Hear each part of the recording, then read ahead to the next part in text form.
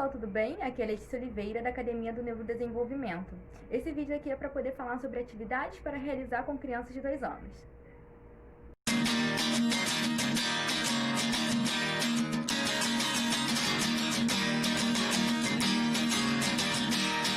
Então vamos pensar aí nas habilidades que a criança aí por volta dos seus 2 anos já tem. Bom, a criança ela já anda, já corre, consegue andar e às vezes correr com objetos na mão, já sobe escada, né, de forma reta, apoiando, né, segurando na mão de alguém ou no corrimão.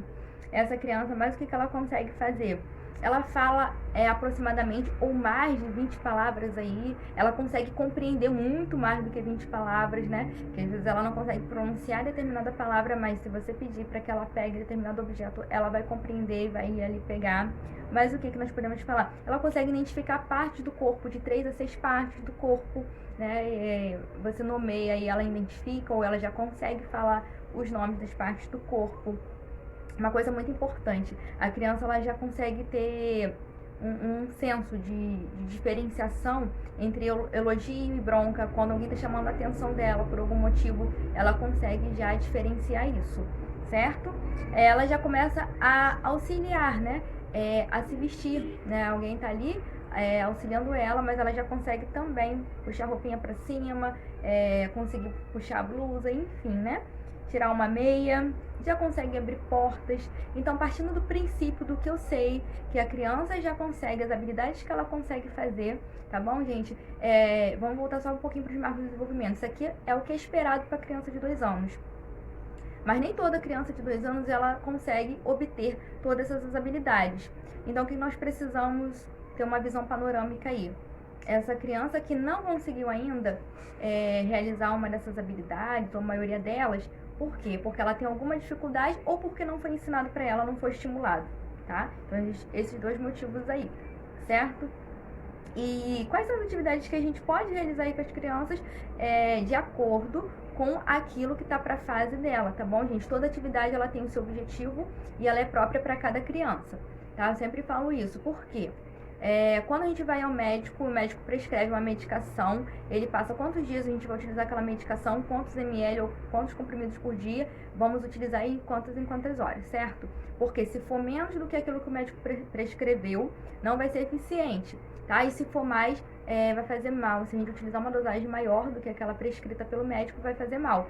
As mesmas coisas são em relação à atividade. Se a gente estimula pouco a criança de forma adequada, tá, gente? Dentro dos marcos de desenvolvimento, essa criança ela vai ter um prejuízo, um atraso aí na aprendizagem. Se essa criança é super estimulada, ela também vai ter um prejuízo na aprendizagem, tá bom? Porque a superestimulação ela atrapalha a aprendizagem, porque a criança fica irritada, estressada, enfim, vai gerar várias outras consequências, alteração no sono. Então a gente precisa sempre buscar, quem sabe, os profissionais adequados para orientar a gente da forma correta, né? Eu sou psicopedagoga, eu trabalho com elaboração de atividades, tá? Relacionada para cada faixa etária. Então, oriento muitas famílias e dessa forma, muitos pais têm tido orientações conscientes, tá bom? Para os seus filhos, porque às vezes vê na televisão, ou no Instagram, numa mídia social aí, atriz, enfim, alguém realizando uma atividade ali com o filho, mas não sabe se aquela pessoa teve uma orientação de um profissional. Então você, que é uma pessoa que se preocupa muito com seu filho, com seus alunos, você precisa buscar a orientação de quem sabe, tá? De acordo com cada faixa etária. Vai ter as atividades específicas com seus objetivos para alcançar, né, os objetivos ali para o desenvolvimento daquela criança, ok? Então vamos falar das atividades que a gente pode realizar com essa criança de 2 anos, né? De acordo com as habilidades esperadas aí, sendo que a gente sempre vai avaliar de uma forma geral aquilo que a criança consegue fazer, tá bom? Então vamos lá, o que a gente pode trabalhar? Como a criança já tem essa noção de quando alguém está elogiando ela ou dando uma bronca, a gente vai trabalhar os sentimentos, a gente vai trabalhar as expressões faciais, a gente pode utilizar as plaquinhas, né? Felicidade, triste, enfim, e aí apresentar a criança, a gente pode utilizar um espelho e fazer a expressão, tá feliz, sorria, ai, vai lá, tá triste, e aí mostra, enfim, tá assustado, e aí vai. Então, pessoal, conforme a criança vai adquirindo novas habilidades, novas aprendizagens, a gente vai aumentando o grau de dificuldade. Então, como eu falei, a criança sabe algumas partes do corpo, então a gente vai ensinar novas partes do corpo para a criança, né? Partes um pouco mais difíceis, como pescoço, cotovelo e assim vai. Vamos ver aqui. A gente pode trabalhar com revistas, jornais, livros e a criança ir mostrando pra gente, ou nomeando, né? Os objetos, frutas, enfim. A gente também vai trabalhar muito com desafios motores. Mesmo que não tenha materiais adequados, a gente pode utilizar material reciclado. Pode utilizar cones para poder trabalhar zigue-zague, ou então garrafa PET, encher de água e aí trabalhar movimento de zigue-zague. Mas o que? A gente pode trabalhar questões de em cima, embaixo, do lado, atrás, na frente, dentro, fora.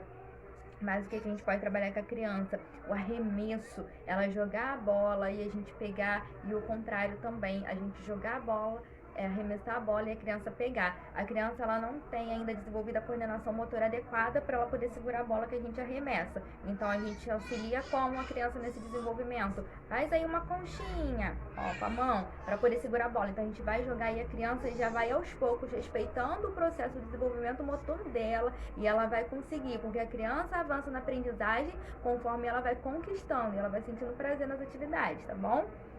Enfim, e aí a gente vai trabalhando essas coisas da questão da velocidade, do correr, joga a bola pra ali, pra mim, pra você, e aí vai, né? E aí a criança vai tendo noção espacial, noção de tempo, e vai tendo esse desenvolvimento bacana, tá bom? Vou responder algumas perguntas aqui e daqui a pouco a gente finaliza o vídeo.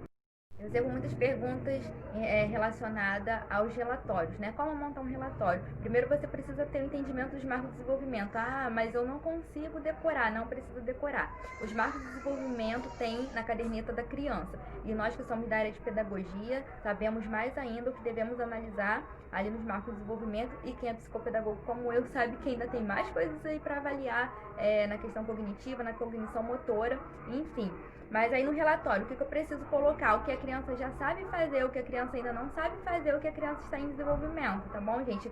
No meu e-book de atividades psicomotoras para berçário e creche, né, de 0 a 12 meses, tem modelo de relatório para você utilizar.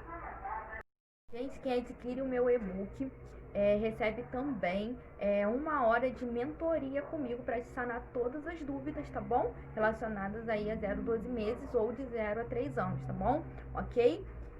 Uma outra pergunta também que eu recebo bastante é relacionada a lápis. Posso utilizar lápis com criança de 2 anos? Pode, mas depende do lápis. O que é adequado? Qual lápis é adequado para utilizar com a criança de 2 anos? Aquele lápis triangular. Por quê? Porque a criança ainda não tem habilidade motora suficiente, ainda totalmente desenvolvida para segurar aquele lápis fino. Então precisa desse lápis aí triangular que se chama jumbo, tá bom? É um lápis tipo jumbo. E aí você utiliza, ele é mais grosso, então a criança consegue ter uma segurança melhor para poder segurar, né? Manter o seu posicionamento e consegue fazer a sua coordenação motora de forma mais assertiva para a utilização. Aí tem giz de cera também, que se fala o meu primeiro giz de cera, né? Então você pode comprar para a criança poder utilizar.